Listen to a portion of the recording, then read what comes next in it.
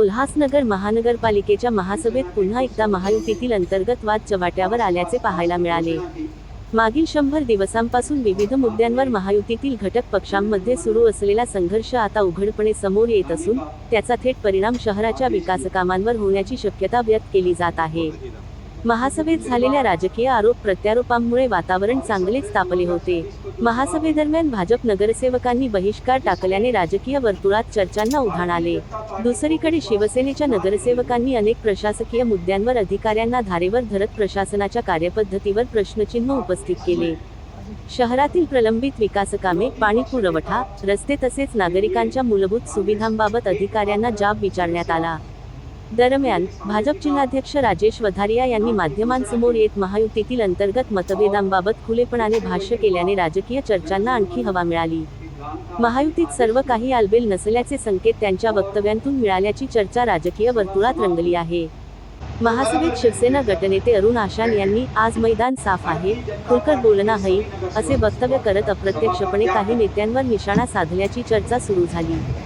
त्यांच्या या वक्तव्यानंतर सभागृहातील वातावरण अधिकच तापले असून त्यांचा रोख नेमका कोणाकडे होता याबाबत विविध तर्क लावले जात आहेत। महायुतीतील वाढत्या वादामुळे शहराच्या विकासावर परिणाम होणार का, असा सवाल आता नागरिकांमधून उपस्थित केला जात आहे।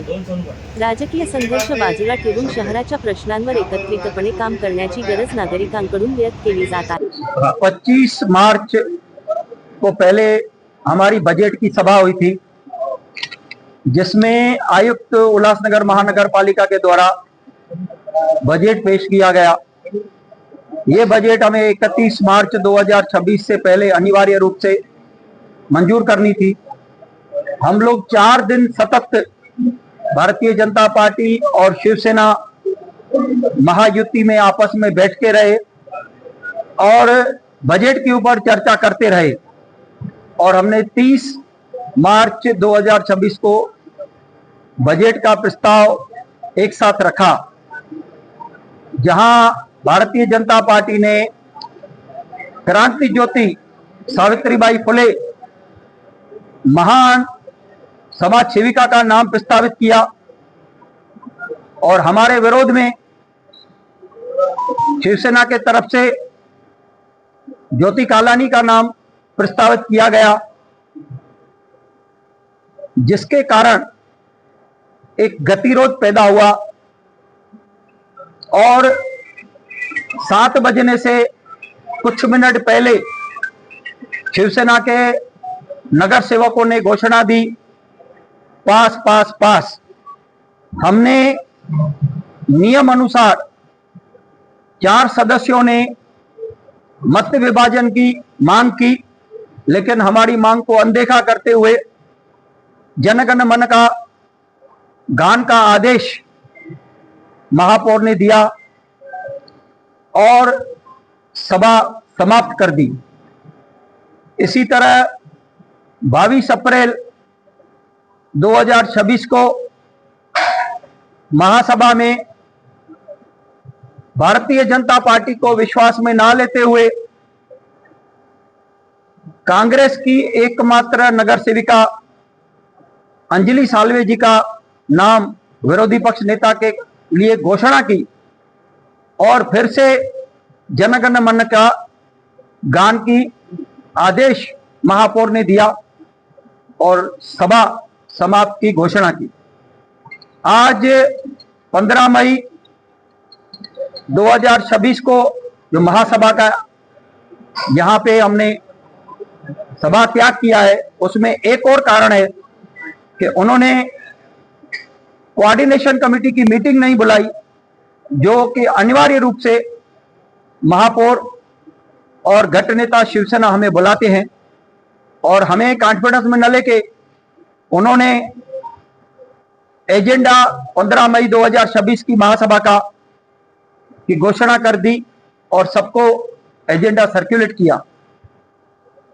इन 3 बातों के विरोध में जो महायुति का धर्म का वो पालन नहीं कर रहे हैं, इसके विरोध में आज 15 मई 2026 की महासभा का हमने सभा त्याग किया है और मेरे साथ में हमारे उप महापौर अमर लुंड जी और बाकी हमारे सभी नगर सेविका ने भी सभा का त्याग किया है। सर, इससे जो शिवसेना भाजपा की स्थिति है, इस स्थिति में दरार आएगी या इससे कंटिन्यू रहेगी? ये तो शिवसेना के वरिष्ठ नेताओं को सोचना चाहिए कि हमने महायुति में यहाँ महापौर, उपमहापौर, स्थायी समिति के सभापति और बाकी विषय समिति के सभापतियों को बिठाया है, लेकिन शिवसेना के वर्तणुक से ये दिख रहा है कि महायुति के धर्म का वो पालन नहीं कर रहे हैं, जिसके कारण हमें ये सभा का त्याग करना पड़ा है। इसका आगे का निर्णय, डिसीजन शिवसेना के नेताओं को लेना है। राजेश जी, आपको भारतीय जनता पार्टी और शिवसेना आपस में जो टकराव कर रहे हैं, जो इतनी लड़ाइयां कर रहे हैं, इससे शहर का विकास कैसे होगा? शहर का विकास अनिवार्य रूप से हमारे मुख्यमंत्री देवेंद्र फडणवीस जी, उप मुख्यमंत्री एकनाथ शिंदे जी, महाराष्ट्र प्रदेश के अध्यक्ष रविंद्र चव्हाण जी और हमारे खासदार श्रीकांत शिंदे जी के मार्गदर्शन में होगा। सर, क्या अभी इस बारे में भाजपा हो, दोनों ही जो है पार्टियों के नगर सेवकों को जो है निर्णय लेने के लिए जो है वरिष्ठों के पास जाना पड़ता है, तो क्या ये इस तरीके के निर्णय है, क्या उन्हें बताया नहीं जा रहा है? क्या वरिष्ठों को भी जो है नजरअंदाज किया जा रहा है, उनकी भी बातों को नहीं सुना जा रहा है? भारतीय जनता पार्टी के महाराष्ट्र प्रदेश के जो हमारे अध्यक्ष है रविंद्र चव्हाण जी, उन्होंने भारतीय जनता पार्टी उल्लासनगर जिला को ये पूरा अधिकार दिया है कि उल्लासनगर महानगर पालिका में जो भी कारोबार है वो भारतीय जनता पार्टी उल्लासनगर जिला का निर्णय होता है। जैसे सभापतियों का चुनाव हुआ, हमने उसमें हमारे 4 सभापति चुनवाए, हमने स्थायी समिति के 8 सदस्य चुनवाए और अभी वृक्ष प्राधिकरण का हमने उन्हें पत्र दिया है। जो भी निर्णय है हम लोग स्थानीय स्तर पर लेते हैं, हमें वरिष्ठों को पूछने की या वहां पर बार बार जाने की आवश्यकता नहीं होती है। भारतीय जनता पार्टी के जो प्रोटोकॉल्स हैं वो ऐसा करने की जरूरत नहीं समझते हैं, हम हमारा निर्णय स्वयं लेते हैं। भारतीय जनता पार्टी इस उल्लासनगर की जो सार्वजनिक चुनाव हुए थे उसमें सबसे बड़ी पार्टी होकर उभरी थी, लेकिन महायुति का महापौर बनाया गया। हमें ऐसी अपेक्षा थी कि महापौर और सारे लोग भारतीय जनता पार्टी के साथ मिलकर चलेंगे, लेकिन मेरे अध्यक्ष ने बताया एक बार नहीं 3 बार यह इस तरह से काम कर रहे हैं जिस तरह से कि हम युति में नहीं हो। कहीं न कहीं मुझे जो मूल रूप के शिव सैनिक है उनसे कोई शिकायत नहीं है, लेकिन जो नए नए शिव सैनिक बने हैं और अपने आप को बड़ा शिव सैनिक अपने आप को साबित करने में लगे हैं, उनकी शायद शरारत हो सकती है। प्रदीप जी, किस तरफ आपका इशारा है? कौन नए नए नगर सेवक बने? देखिए, भारतीय जनता पार्टी और शिवसेना की युति उल्लासनगर में 1984 से है और हम जिनके साथ लड़ते थे वही आज शिवसेना में बैठकर राजा बन गए हैं, तो कहीं न कहीं बाकी काम तो आपने भी करना चाहिए। किसका नाम है? कहीं ना कहीं शिवसेना द्वारा बीजेपी को दबाया जा रहा है। भारतीय जनता पार्टी को लोगों का इतना बड़ा आशीर्वाद प्राप्त है। अभी अभी आपने चुनाव में देखा, बंगाल हो, असम हो, पांडेचेरी हो, उल्लासनगर हो, लोगों का हम काम करते हैं।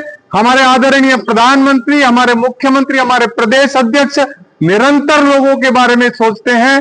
भारतीय जनता पार्टी को कोई दबा नहीं सकता, यह उनको सोचना चाहिए, हमारे मित्र दल को, कि कहीं उनका निर्णय गलत तो नहीं हुआ है। आपके अध्यक्ष ने देखिए, आपकी कोई बात मानी नहीं। जो होते हैं, भारतीय जनता पार्टी एक अध्यक्षीय पार्टी है, अध्यक्ष के नेतृत्व में निर्णय होते हैं, लेकिन जो नीतिगत फैसले होते हैं, केंद्र में हम शिवसेना के साथ हैं, राज्य में हम शिवसेना के साथ हैं, स्वराज संस्था में हैं। यह नीतिगत निर्णय है, यह निर्णय हम नहीं लेते। प्रदीप जी, जैसा कि आपको लगता है कि मुझे क्या लगता है कि आज ही सारी बातों के उत्तर न ले लो, आगे भी बहुत सारे दिन पड़े हैं इसके उत्तर देने के लिए। यानी विरोधी पक्ष में आगे मैंने कहा केंद्र में हम सत्ता में हैं, राज्य में हैं, नैसर्गिक रूप से हमारी शिवसेना के साथ युति है। यहाँ उल्लासनगर में निसर्ग के साथ कुछ अनिसर्ग मिक्स हो गया है, उसको सुधारने की आवश्यकता है। कि आप सभी लोग तो अपने पदों से इस्तीफा दे सकते हैं अगर आप लोगों की नहीं यहाँ पे सुनी जा रही है। ऐसे प्रश्नों के उत्तर देना ठीक नहीं है, ये अच्छे प्रश्न नहीं।